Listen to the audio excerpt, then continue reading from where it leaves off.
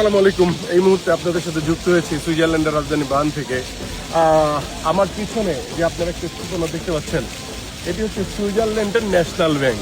মানে এই ব্যাংকে আমাদের দেশের সাধারণ জনগণের টাকা মেরে দুর্নীতিবাজরা এনে রাখে।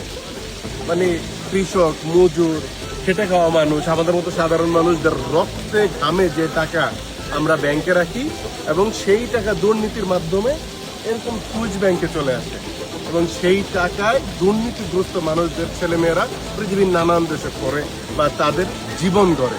আমরা চাই এরকম ব্যাংকে বাংলাদেশের টাকা আর পাচার হবে না। বাংলাদেশের টাকা বাংলাদেশে থাকবে, বাংলাদেশের সাধারণ আপামর জনসাধারণের উন্নয়নে খরচ হবে সেই টাকা। সুইজারল্যান্ডবাসী বা সুইজারল্যান্ডে যারা সাধারণ মানুষ, তারাও হয়তো জানে না তাদের ব্যাংকে যে টাকাগুলো আসছে আমাদের দেশ থেকে তার বেশিরভাগ ক্ষেত্রেই বৈধ না। তো সুইস ব্যাংক দেখে আসলে আমাদের দেশের অনেক নেতা, অনেক ব্যবসায়ীদের ছবি চোখের সামনে ভেসে উঠেছে, যাদের পত্র পত্রিকায় তাদের ছবি দেখতাম যে সুইস ব্যাংকে টাকা পাচার হচ্ছে। আমার খুব মন চাচ্ছে আপনাদের হয়ে এই ব্যাংকের যিনি প্রধান তার কাছ থেকে একটা তালিকা চাই যে আমাদের দেশে কারা কারা টাকা রাখে, অন্যায়ভাবে কারা রাখে, তাদের একটা লিস্ট দাও, সেটা আমরা আমাদের দেশবাসীকে দিয়ে দিই। যাই হোক, আমাদের দেশ স্বয়ং সম্পূর্ণ হোক, দুর্নীতিগ্রস্তরা আমাদের দেশ থেকে আর যেন একটি টাকাও বিদেশে পাচার করতে না পারে। আমাদের দেশ, আমাদের অর্থনীতিতে শক্তিশালী হোক।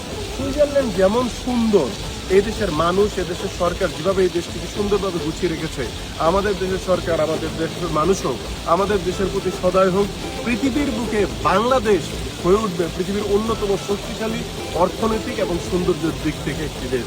সেই প্রত্যাশায় সুইজারল্যান্ডের রাজধানী বার্ন থেকে আপাতত বিদায়।